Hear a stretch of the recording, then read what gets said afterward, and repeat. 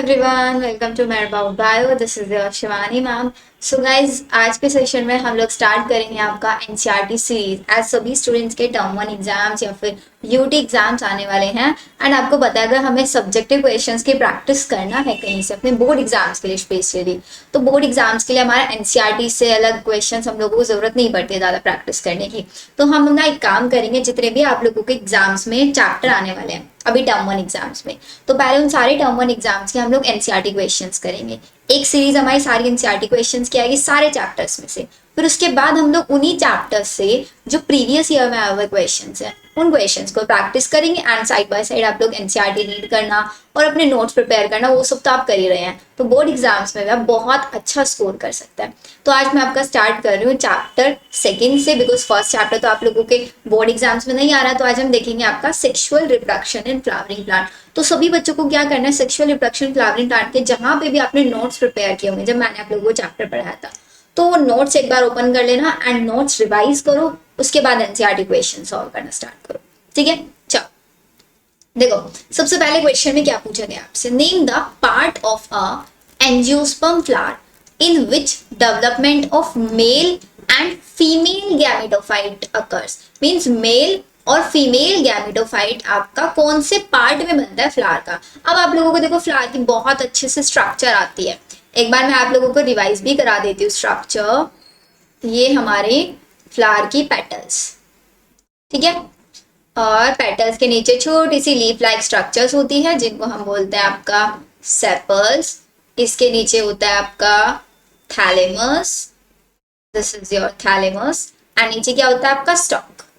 तो ये हमने बना दिया फ्लावर की स्ट्रक्चर, ठीक है। अब इसके बीच में होता है क्या, फीमेल रिप्रोडक्टिव पार्ट, जिसको हम बोलेंगे क्या, gynoecium. This is your gynoecium, and gynoecium के पास ही होता है कि आपका male reproductive part, this is your androecium. तो अभी हमसे क्वेश्चन में क्या पूछ रहे हैं कि मेल और फीमेल गैमेटोफाइट, मेल और फीमेल गैमेट्स का फॉर्मेशन कहाँ पे होता है। अब हमें बताया दिस इज योर एंथर, ये आपका एंथर ऊपर वाला पार्ट कर दो इसको, एंड नीचे stalk like structure, stalk like structure is your filament, and anther and filament को ही हम क्या बोलते हैं आपका androecium. This is also known as androecium, and बीच वाला पार्ट आपका ये, this is your gynoecium. Gynoecium में सबसे ऊपर वाला पार्ट होता है आपका स्टिग्मा, सेंटर में होता है आपका style, and the last one is your ovary. And coloured part, जो आपका कलर्ड पार्ट होता है इंसेक्ट्स को अट्रैक्ट करने के लिए, this is known as petals, ठीक है। And green structures are sepals, and this one is your thalamus. आया कुछ याद यहाँ से, देखो चलो। अब थैलेमस आपका एंथर के अंदर ही अगर हम देखें तो एंथर के अंदर ही कौन सा स्ट्रक्चर होता था, माइक्रोस्पोरेंजियम, जहां से क्या बनते थे आपके माइक्रोस्पोर्स का फॉर्मेशन होता था। माइक्रोस्पोर से पहले आपके क्या बनते थे यहाँ पे, माइक्रोस्पोर से पहले PMC, pollen mother cell, and process को क्या बोलते हैं हम आपका माइक्रोस्पोरोजेनेसिस, माइक्रोस्पोरोजेनेसिस। आई होप यहां तक समझ आ रहा है। फिर गाइनोशियम के अंदर हम क्या देखते हैं, गाइनोशियम के अंदर हमारा होता है मेगास्पोरेंजियम, मेगास्पोरेंजियम कौन से पार्ट में, ओवरी पार्ट में, एंड ओवरी के अंदर ही यहाँ पे क्या बनते हैं आपके मेगास्पोर बनते हैं, एंड उससे पहले हमारे एमएमसी मेगास्पोर मदर सेल बनते हैं by the process of megasporogenesis, megasporogenesis, ठीक है। यहाँ पे फिर माइक्रोस्पोर आपका कन्वर्ट हो जाता था किसमें, आपका पोलन ग्रेन के अंदर, एंड यहाँ पे मेगास्पोर कन्वर्ट हो जाता था किसमें, एग में। सॉर्टेड यहाँ तक। तो पहला question mail and female gamete, तो मेल गैमेट तो कहाँ पे बनेगा आपका एंथर के अंदर बनेगा, और फीमेल गैमेट बनता है ओवरी के अंदर। पहला क्वेश्चन हमारा सॉल्व। बताओ आया समझ में पहला क्वेश्चन कैसे सॉल्व किया। अब आगे चलते हैं। नेक्स्ट देखो, differentiate between microsporogenesis and megasporogenesis and what type of cell division occur during these events and name the structure formed at the end of these two events. इन दोनों इवेंट्स के एंड में जो स्ट्रक्चर्स बनती हैं उनके भी आपको नाम बताना है। अब बच्चों देखो, डायरेक्टली क्वेश्चन में आप लोगों से ना डिफरेंस पूछा हुआ है, तो डिफरेंस को लिखने का सिंपलेस्ट तरीका यही होता है। सबसे पहले क्या बता दो, माइक्रोस्पोरोजेनेसिस और मेगास्पोरोजेनेसिस क्या होता है। माइक्रोस्पोरोजेनेसिस सबसे पहली चीज कहाँ पे होता है, एंथर के अंदर होता है। मेगास्पोरोजेनेसिस कहाँ से होता है, आपका ओवरी के अंदर होता है, सिंपल। और माइक्रोस्पोरोजेनेसिस क्या होता है, आपका haploid microspores are formed from, किससे बनते हैं, डिप्लॉइड पीएमसी से। पीएमसी के अंदर हम कौन सा प्रोसेस कराते हैं, पीएमसी डिप्लॉइड है, तो हम मियोसिस कराएंगे, मियोसिस करा के माइक्रोस्पोर बन जाएंगे। सिर्फ मेगास्पोर में होगा, मेगास्पोर में भी हम डिप्लॉइड एमएमसी है, उससे हमें क्या बनाना है, मेगास्पोर बनाने हैं हैप्लॉइड। तो प्रोसेस कौन सा कराएंगे, माइटोसिस या मियोसिस, ऑब्वियसली मियोसिस कराएंगे। तो पहला प्रोसेस ये, यहाँ पे क्या होता है हमारा, देयर आर मैनी माइक्रोस्पोर, बहुत सारे माइक्रोस्पोर होता है, लेकिन मेगास्पोरोजेनेसिस में सिर्फ एक मेगास्पोर होता है। यहाँ पे 4 माइक्रोस्पोर बनते हैं, 4 माइक्रोस्पोर बनते हैं एक पीएमसी से, लेकिन यहाँ पे आपका 4 मेगास्पोर फॉर्म्ड होते हैं जो कि अरेंज हो जाते हैं एक लीनियर टेट्राड के अंदर। फिर उन मेगास्पोर में से सिर्फ एक ही मेगास्पोर फंक्शनल रहता है, एक ही फंक्शनल रहता है, यहाँ पे लीनियर टेट्राड में होता है, और यहाँ पे स्ट्रक्चर होती है टेट्राहेड्रल स्ट्रक्चर। चारों के चारों आपके अरेंज हो जाएंगे टेट्राहेड्रल एंड चारों के चारों फंक्शन होंगे। बट मेगास्पोरोजेनेसिस में remain functional only one, rest हो जाएंगे डीजेनरेट, राइट। फिर microspores give rise to male gametophyte and functional megaspore give rise to female gametophyte. Simple. अब प्रोसेस इन्होंने बता दिया कि दोनों के दोनों प्रोसेस में क्या होता है, मियोसिस होता है, मियोसिस से एक बार माइक्रोस्पोर बन गया, फिर माइक्रोस्पोर के अंदर हम माइटोसिस कराएंगे तो पोलन ग्रेन बन जाएगा।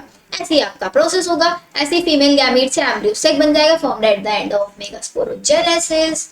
सिंपल। इसी वे में इस क्वेश्चन को आपको देखना, क्लियर। चलो नेक्स्ट क्वेश्चन देखो। Next question, arrange the following terms in the correct developmental sequence. आपको इनके डेवलपमेंट के बेसिस पे इनको अरेंज करना है। सबसे पहले पोलन ग्रेन, फिर स्पोरोजिनस टिश्यू, फिर microspore tetrad, pollen mother cell and male gamete. अब आपको पता है सबसे पहले हमारा सबसे आउटर मोस्ट लेयर कौन सी होती है, सबसे आउटर मोस्ट लेयर बताओ कौन सी होती है आपकी, फिर उसके अंदर वाली लेयर देखो कौन सी होती है, फिर सबसे एंड में हमने देखा था टेपिटम के जस्ट इनर साइड में क्या प्रेजेंट है हमारे, टेपिटम के जस्ट इनर साइड में स्पोरोजिनस टिश्यूज थे जो कि क्या थे हमारे, डिप्लॉइड थे। उन सब के बीच में प्लाज्मोडेस्मेटल कनेक्शन था, प्लाज्मोडेस्मेटल कनेक्शन ब्रेक हो जाएगा जैसे जैसे वो मैच्योर होंगे। उसमें से एक पीएमसी जो उसकी टिश्यू की एक सिंगल सेल है उसको हम बोलते हैं पीएमसी। फिर वही पीएमसी के अंदर हम क्या करेंगे, उसी पीएमसी के अंदर मियोसिस कराएंगे, मियोसिस कराएंगे, एक पीएमसी से 4 माइक्रोस्पोर बनेंगे जो कि आपके टेट्राड की फॉर्म में रहते हैं। फिर वो चारों के बाहर कैलोज लेयर है, कैलेज एंजाइम की हेल्प से उस लेयर को डिग्रेड कराएंगे एंड आपका पोलन ग्रेन बन जाएगा। फिर वही पोलन ग्रेन क्या होता है, आपका मेल गैमेट होता है। आए समझ में, बहुत इजी क्वेश्चन है देखो एनसीईआरटी के भी। फिर आपको एक डायग्राम बनाना है टिपिकल एंजियोस्पर्म ओव्यूल का, एंड डायग्राम आप लोगों को मैंने बना के दिखाई दिया था। Describe the parts of typical angiosperm ovule, ovule के जनरली आपको मेनली यहाँ पे फोकस करना है स्ट्रक्चर्स बताने में, तो ये डायग्राम आप लोग बना देना। Next question, what is meant by monosporic development of a female gametophyte. एक फीमेल गैमेटोफाइट के अंदर, तो बच्चों फीमेल गैमेटोफाइट के अंदर मोनोस्पोरिक डेवलपमेंट क्या होता है। अब देखो आप लोगों को मैंने अभी लास्टली इसी क्वेश्चन में बताया है कि वहां पे फीमेल गैमेटोफाइट, सबसे पहले आपको प्रोसेस पता होना चाहिए कि फीमेल गैमेटोफाइट के अंदर कौन सा प्रोसेस होता है, मेगास्पोरोजेनेसिस। और मेगास्पोरोजेनेसिस में क्या बनते हैं, मेगास्पोर बनते हैं। कहां से बनते हैं आपके, एमएमसी से बनेंगे हमारे पास 4 मेगास्पोर जो कि किस में होंगे, एक लीनियर स्ट्रक्चर में होंगे, लीनियर टेट्राड। ये बन गया आपके पास 4 मेगास्पोर। अब इन 4 मेगास्पोर में से सिर्फ एक ही मेगास्पोर जाके आगे फंक्शनल हो जाएगा और बाकी के 3 क्या हो जाएंगे, रेस्ट 3 डीजेनरेट हो जाएंगे। इसी प्रोसेस को हम क्या बोलते हैं, आपका मोनोस्पोरिक डेवलपमेंट। वही यहाँ पे लिखा हुआ है, आप इसको पढ़ लेना, ठीक है। नेक्स्ट क्वेश्चन देखो, write a neat diagram explain the 7 cell 8 nucleate nature of female gametophyte. Female gametophyte की 7 सेल्स होती हैं और 8 न्यूक्लियस होते हैं, वो कैसे, वो स्ट्रक्चर देखो यहाँ पे। ये मैंने बनाया एक एम्ब्रियोसेक का स्ट्रक्चर,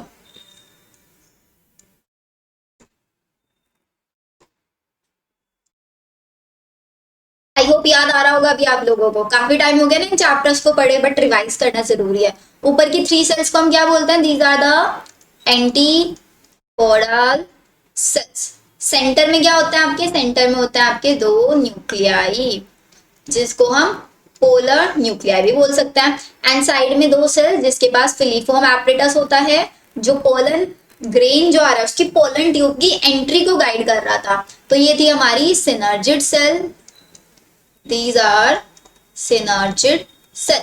एंड सेंटर में था आपका एग एपरेटस, या फिर एग भी आप इसको बोल सकते हैं। तो देखो अब कितनी सेल्स हैं यहाँ पे?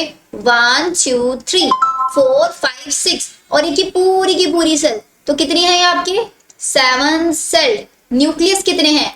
1 2 3 4 5 6 और 2 सेंटर में, तो 7 सेल 8 न्यूक्लिएट बन गई, नहीं बन गई स्ट्रक्चर? 7 सेल 8 न्यूक्लिएट स्टेज कहां पे? एम्ब्रियो सेक में। अब देख लो जरा क्या लिखा हुआ है यहाँ पे, वही इन्होंने पूरा का पूरा एक्सप्लेन किया हुआ है। सबसे पहले क्या होता है आपका? एक एग एपरेटस होता है, इसके अंदर 2 सिनर्जिड और एक एग सेल। तो साइड में 2 सिनर्जिड और सेंटर में जो एक एग होता है ना, उसको पूरे के पूरे को मिला के हम बोलते हैं एग एपरेटस। ठीक है, कहाँ की साइड में होता है? माइक्रोपाइलर एंड की साइड में होता है। The cells of egg apparatus are uninucleate, मतलब एक सिंगल न्यूक्लियस उनके पास प्रेजेंट होता है। Synergids towards its micropylar end have cellular thickening, जिसको फिलीफॉर्म एपरेटस बोलते हैं, जो मैंने आपको बता दिया। एंटीपोडल सेल्स कहाँ पे होंगी? चलाजल एंड की साइड होंगी, 3 सेल्स होंगी डिफरेंट शेप और साइज की। सेंट्रल सेल, सेंटर में क्या था? जो पूरी की पूरी बड़े वाली सेल्स थी। Single and largest cell which is bounded by a membrane of embryo sac, इसके अंदर 2 पोलर न्यूक्लियाई होंगे जो आपस में फ्यूज कर जाएंगे बाद में, एंड एंडोस्पर्म का फॉर्मेशन करेंगे, जो डेवलपिंग एम्ब्रियो को नरिश करने का काम करेगा। क्लियर ये क्वेश्चन भी? एंड देखो बच्चों, ये वाला क्वेश्चन सीबीएसई 2017 के पेपर में आया हुआ है। सीबीएसई 2017 में आया हुआ क्वेश्चन है, याद करो इस क्वेश्चन को फटाफट से। चलो यहां तक हो गया क्लियर। आप लोगों को ना मैं इसका पीडीएफ भी शेयर कर दूंगी, डोंट वरी, आप पीडीएफ में से देख लेना। अब नेक्स्ट आता है what are chasmogamous flower, can cross pollination occur in cleistogamous flower and give reason for your answer. अपने आंसर के लिए आपको जो भी आप रीजन देंगे, इसका मतलब रीजन को एक्सप्लेन करना है डायरेक्टली। देखो चेस्मोगैमस फ्लावर क्या होता है? ओपन फ्लावर्स होते हैं। अब ओपन फ्लावर्स है तो कोई भी पॉलन ग्रेन आके वहां पे जर्मिनेट कर सकता है, कोई भी पॉलन फर्टिलाइजेशन दिखा सकता है। तो इसका मतलब चेस्मो में हमारे ओपन फ्लावर्स होता है, तो ये हमारा क्रॉस पॉलिनेशन दिखा सकते हैं। तो ये तो हो गया व्हाट आर चेस्मोगैमस फ्लावर की डेफिनेशन। कैन क्रॉस पॉलिनेशन, अगर क्लाइस्टो, क्लाइस्टो का मतलब होता है क्लोज्ड फ्लावर। अभी फ्लावर्स हमारी पूरी तरीके से क्लोज है, तो इनके अंदर कोई भी पॉलन ग्रेन नहीं आ सकता, क्योंकि कभी ओपन ही नहीं होते। तो यहाँ पे कोई क्रॉस पॉलिनेशन, आपका आंसर होगा directly no. No cross pollination occur in claustrum because these flowers are closed and never open. Thus, there will be no chances for the transfer of pollen grain from outside. Outside से कोई भी यहाँ पे pollen grain नहीं आ सकता है। तो ये आपका रीजन हो गया एक्सप्लेनेशन में। क्लियर? नेक्स्ट देखो, mention 2 strategies evolved to prevent self pollination in flower. अगर फ्लावर के अंदर क्या करना चाहते हैं बच्चों, फ्लावर के अंदर हम लोग सेल्फ पॉलिनेशन को प्रिवेंट करना चाहते हैं, तो उसको प्रिवेंट करने के लिए हम लोगों ने क्या क्या स्ट्रेटजीज अपनाए। तो सबसे पहले मैंने आप लोगों को बताया था, हम लोगों ने लिया डाइकोगैमी। डाइकोगैमी का मतलब क्या होता है? हमने क्या किया, जो फ्लावर्स हैं उन्होंने क्या किया, अपने एंथर मतलब मेल पार्ट और फीमेल पार्ट को अलग अलग टाइम पे मैच्योर करना शुरू कर दिया। एक बाइसेक्सुअल फ्लावर के अंदर, बाइसेक्सुअल फ्लावर में मेल और फीमेल पार्ट को डिफरेंट टाइप पे मैच्योर, अब अलग अलग टाइम पे मैच्योर हो रहे तो फर्टिलाइजेशन तो नहीं हो सकता, मतलब सेल्फ पॉलिनेशन नहीं हो सकता, या फिर फ्लावर से क्या करना शुरू कर दिया, बाइसेक्सुअल की जगह यूनिसेक्सुअल फ्लावर बनाना शुरू कर दिया। ये 2 रीजंस आप लोग पे लिख सकते हैं। क्लियर यहां तक? चलो next, what is self incompatibility, why does self pollination not lead to seed formation in self compatible species. अब ये सबसे पहले तो आपको एक्सप्लेन करना है सेल्फ इनकम्पैटिबिलिटी क्या होता है। Self incompatibility and self pollination में कभी भी सीड फॉर्मेशन नहीं हो सकता है अगर कोई भी स्पीसीज हमारी सेल्फ इनकम्पैटिबल है। सेल्फ इनकम्पैटिबल का मतलब ये है कि सेम ही फ्लावर, एक फ्लावर है उसी का फीमेल रिप्रोडक्टिव पार्ट है, तो अपने फ्लावर के मेल पार्ट को वहां पे जर्मिनेट नहीं करने देगा, मेल फ्लावर को आके वहां पे पॉलिनेशन नहीं करने देगा। अगर ये कैपेबिलिटी है हमारे फ्लावर के अंदर तो उसको बोलेंगे सेल्फ इनकम्पेटेबल, वो कभी भी सेल्फ पॉलिनेशन नहीं होने देगा। पढ़ो, सेल्फ इनकम्पेटेबिलिटी या फिर सेल्फ स्टेराइलिटी, ये एक इनएबिलिटी होती है, इनएबिलिटी कि आपके कोई भी बाइसेक्सुअल प्लांट के अंदर सेल्फ पॉलिनेशन नहीं हो सकता। In spite of producing functional male and female producers, fertilisation नहीं होगा तो इसका मतलब कोई सीड्स का फॉर्मेशन, तो एक जेनेटिक मैकेनिज्म है जो सेल्फ पॉलिनेशन को प्रिवेंट करता है by inhibiting pollen tube growth in pistol, pistol के ऊपर आने के बाद ये पोलन ट्यूब के ग्रोथ को इनहिबिट कर देता है। क्लियर यहाँ तक? नेक्स्ट क्वेश्चन देखो, what is bagging technique? And bagging technique तो आप लोगों को पता ही है, यहाँ पे हम क्या करते हैं, आर्टिफिशियल हाइब्रिडाइजेशन में इसको यूज करते हैं। How is it useful in plant breeding programme? Plant breeding programme में हम इसको कैसे, बैगिंग का मतलब क्या होता है, जो फीमेल रिप्रोडक्टिव पार्ट है हमने उसका इमैस्कुलेशन करा दिया है। इमैस्कुलेशन का मतलब होता है जब मेल रिप्रोडक्टिव पार्ट को वहां से रिमूव कर दिया जाता है, तो हम फीमेल रिप्रोडक्टिव पार्ट को एक बैग लाइक स्ट्रक्चर में कवर अप कर देंगे to prevent the cross pollination. It is the covering of female plant with butter paper germ to avoid their contamination from foreign pollen during breeding programme. Next question, what is triple fusion? अब triple fusion आप लोगों को पता है centre में present होती है दो पोलर न्यूक्लियाई, किसमें, एम्ब्रियोसेक में। उसके साथ फ्यूज कौन करता है आपका, पोलन ग्रेन की सेल, मेल गैमीटोफाइट उसके साथ फ्यूज करता है। तो तीन सेल्स यहाँ पे फ्यूज कर रही हैं, इसी को बोलता है ट्रिपल फ्यूजन। एंड बनने वाली स्ट्रक्चर को हम क्या बोलेंगे, प्राइमरी एंडोस्पर्म न्यूक्लियस।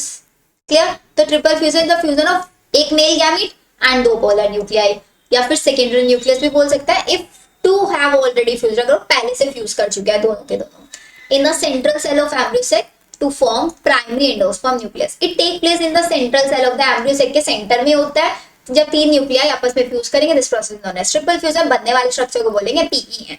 कहाँ पे होता है, कैसे होता है, एंड उस न्यूक्लियाई का नाम बताओ जो ट्रिपल फ्यूजन में इन्वॉल्व होती है। सिंपल, यहाँ तक बिल्कुल पॉइंट टू पॉइंट आंसर करना है। देखो आप लोग कोई फालतू की स्टोरी वाइज नहीं लिखना है यहाँ पे, क्या पूरा का पूरा प्रोसेस एक्सप्लेन कर रहे हो, कुछ नहीं करना है, अपना टाइम बचाना है एग्जाम में। जितना पूछा गया है सिर्फ उतना आंसर दो, इसके अलावा कुछ नहीं। चलो अब नेक्स्ट देखते हैं, why do you think the zygote is dormant for some time in a fertilized ovule? अब यहाँ पे ये बोला जाता है कि जब भी एक ओव्यूल है उसके साथ फर्टिलाइजेशन हो गया हमारे पोलन ग्रेन का, तो उसके बाद भी जो जाइगोट है डॉर्मेंट स्टेज में रहता है, मतलब कुछ टाइम के लिए वो इनएक्टिव हो जाता है। तो zygote is dormant for some time in a fertilize because the embryo which is developed from zygote may obtain nutrition from the endosperm, क्योंकि अगर उसके पास एंडोस्पर्म है तो वहीं से वह न्यूट्रिशन लेगा, अगर एंडोस्पर्म नहीं है तो कुछ टाइम के लिए डॉर्मेंट स्टेज में चला जाएगा। यही होता है आपका प्रोसेस। चलो अब नेक्स्ट आ जाते हैं डिफरेंसेस। डिफरेंसेस वाले क्वेश्चन में हमारे बच्चे बड़े कंफ्यूज होते हैं। पहले डिफरेंस देखो, हाइपोकोटाइल एंड एपिकोटाइल। हाइपोकोटाइल का मतलब क्या होता है आपका, बिलो वाला रीजन, जो सेंटर में एम्ब्रियोनल एक्सिस है उसके जो नीचे वाले रीजन में जितने भी पार्ट्स प्रेजेंट होता है उस पार्ट को बोलता है hypocotyl. The region of the embryonal axis का वो region that lie between the radicle and point of attachment of cotyledon is called hypocotyl. जब मैंने आप लोगों को लेक्चर में पढ़ाया था तब ये लिखवाया था पूरा। एपिकोटाइल वाला आप ऐसे भी कर सकते हैं, यहाँ पे डायग्राम बना के उस डायग्राम में भी ये चीज एक्सप्लेन कर सकते हैं, या फिर ऐसे टेबुलर फॉर्म में भी आप उसको बता सकते हैं। एम्ब्रियोनल एक्सिस का वो पार्ट जो प्ल्यूम्यूल और कोटिलिडन के बीच में प्रेजेंट है उसको हम बोलेंगे आपका क्या, epicotyl. Hypocotyl push the seeds above the soil in epigeal germination, ये सीड्स को पुश करता है सॉइल के ऊपर वाले पार्ट में रहने के लिए। एपिकोटाइल क्या करता है, ये प्ल्यूम्यूल को पुश करता है above the soil in hypogeal germination. देखो दोनों के दोनों पुश करने का काम करते हैं, ये एपिजियल जर्मिनेशन में, ये हाइपोजियल जर्मिनेशन में। It is an important component of embryonal root system because hypocotyl से क्या बनता है आपका रेडिकल, और रेडिकल क्या बनाता है रूट सिस्टम। एपिकोटाइल से क्या बनता है प्ल्यूम्यूल, प्ल्यूम्यूल क्या बनाता है शूट सिस्टम बनाता है। बताओ यहां तक क्लियर है सबको सारी चीजें? चलो अब आगे देखते हैं। अब नेक्स्ट हमारा रीजन डिफरेंस पूछा है कॉलियोप्टाइल और कॉलियोराइजा के अंदर। कॉलियोप्टाइल क्या होता है, the shoot apex and few leaf primordia are enclosed in a holofoliar structure in apicotyl region in monocot and is called apicotyl. And जहां पे देखो शूट के पास है कोलियोप्टाइल और रूट के पास है कोलियोनाइज इन केस ऑफ मोनोकोट्स, ये मैंने आपको समझाया था. It comes out of the soil and it remains inside the soil. It emerge from the soil, turn green and carry out photosynthesis. ये soil के अंदर ही रहता है, नॉन ग्रीन इन कलर होता है, मीन्स फोटोसिंथेसिस नहीं दिखा सकता. तो फोटोसिंथेसिस सिर्फ शूट वाला पार्ट दिखाता है, कोलियोप्टाइल वाला रूट सिस्टम बनाता है.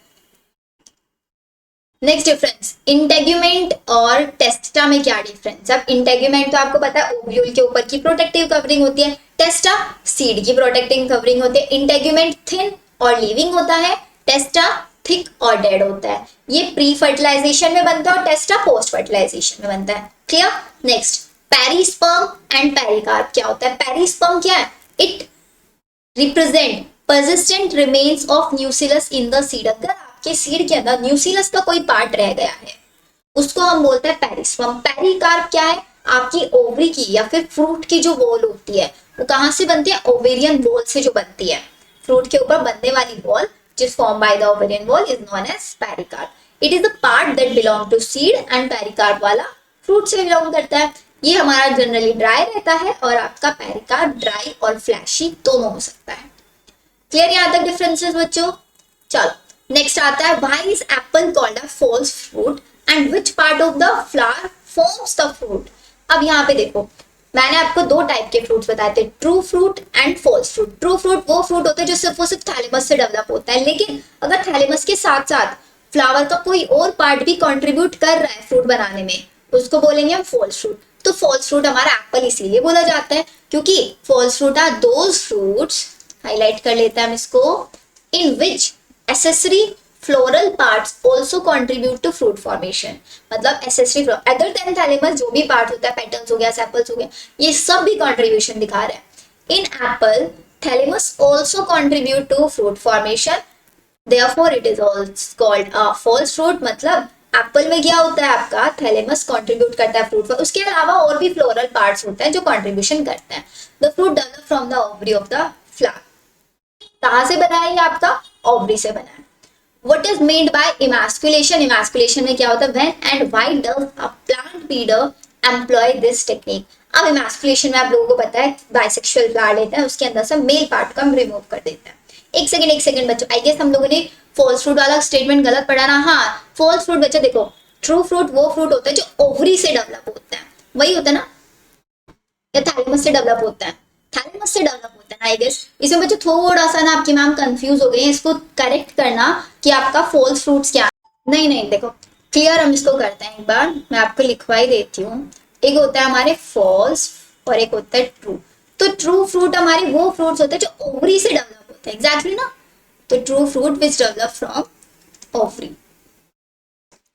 लेकिन फॉल्स फ्रूट में क्या होता है कि ओवरी के साथ साथ अगर आपका थैलेमस भी कंट्रीब्यूट करने लग जाए, ऐसे ही होता है ना,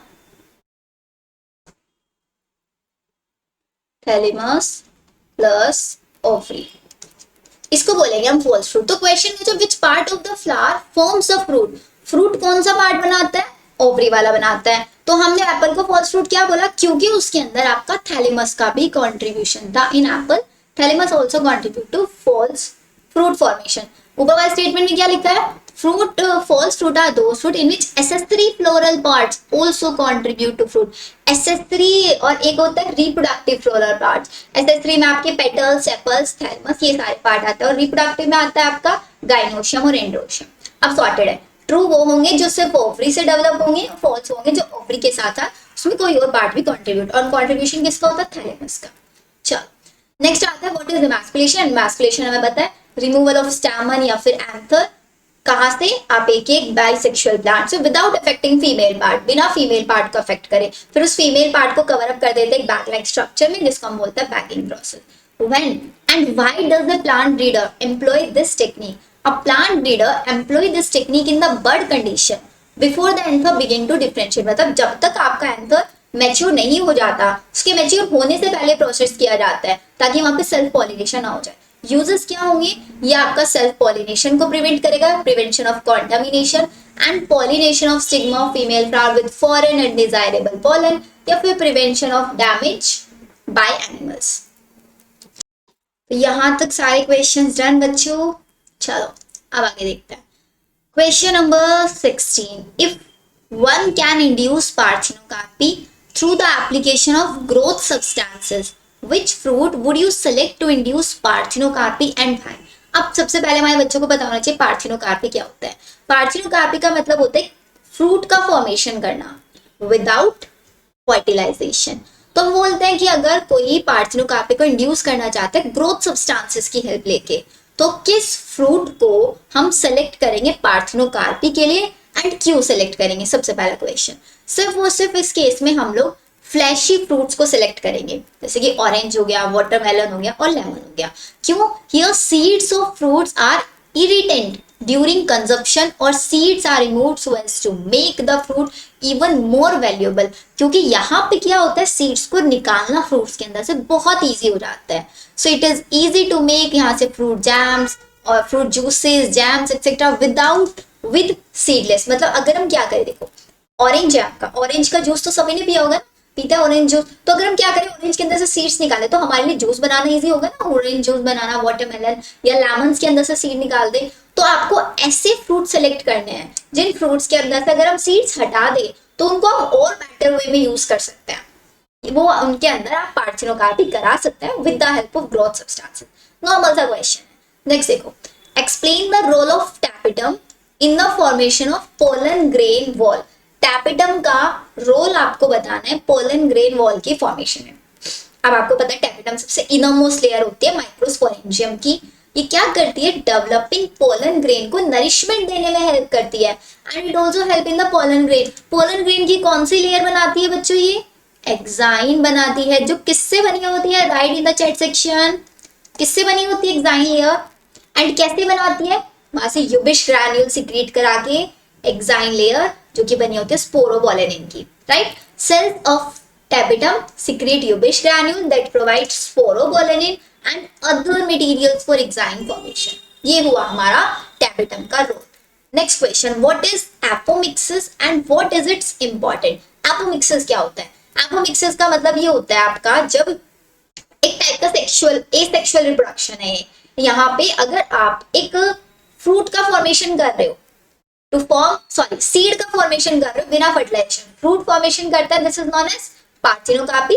सीड का फॉर्मेशन करता है without fertilization, is known as apomixis. तो एपोमिक्टिक सीड्स के अंदर क्या होता है, आप लोगों को मैंने समझाया था कहाँ पे करते हैं। हमारे जो फार्मर्स हैं, एग्जाम्पल भी देके मैंने आपको लोगों को बताया था ये कि हम एक ही सीड की बहुत सारी कॉपीज बनाना अगर हम चाहते हैं बिना फर्टिलाइजेशन करें, बिकॉज फर्टिलाइजेशन करेंगे उसका जो जेनेटिक मेकअप है वो चेंज हो जाएगा, जीनोटाइप चेंज हो जाएगा, लेकिन हमें तो सेम जीनोटाइप चाहिए। तो हम सीड को बिना फर्टिलाइजेशन के बनाते हैं। एपोमिक्टिक सीड्स में क्या होता है, पेरेंटल कैरेक्टर मेंटेन अगर हम करना चाहते हैं ऑफस्प्रिंग के अंदर, तो इस मतलब इसका मीन्स हमें वहां पे कोई मियोसिस नहीं कराना पड़ेगा, कोई कैरेक्टर्स का सेग्रीगेशन नहीं होगा। If desired hybrid seeds are made apomictic, अगर हमने डिजायर्ड सीड्स को एपोमिक्टिक के थ्रू बना दिया तो फार्मर्स उन हाइब्रिड सीड्स को यूज कर सकते हैं नई नई क्रॉप्स डेवलप करने के लिए। तो ये हुआ एपोमिक्सिस की पहले आपको डेफिनेशन देनी है, फिर उसका आप लोगों को इंपॉर्टेंस बताना है। सॉर्टेड? चलो, तो यहां तक बच्चों हमारा हुआ आज sexual reproduction in flowering plant के एनसीईआरटी क्वेश्चन। अगर आप लोगों को ये सेशन अच्छा लगा है तो प्लीज कमेंट सेक्शन में जरूर बताना, so that I can continue with another chapters also. And उसके अलावा हम लोग इनका जीपीपी भी सॉल्व कर सकते हैं, या फिर आपको टर्म एग्जाम्स में जो भी हेल्प चाहिए you can let me know in the comment section. आपकी मैम आपकी हेल्प करने के लिए हमेशा रेडी है। So see in the next class, bye everyone.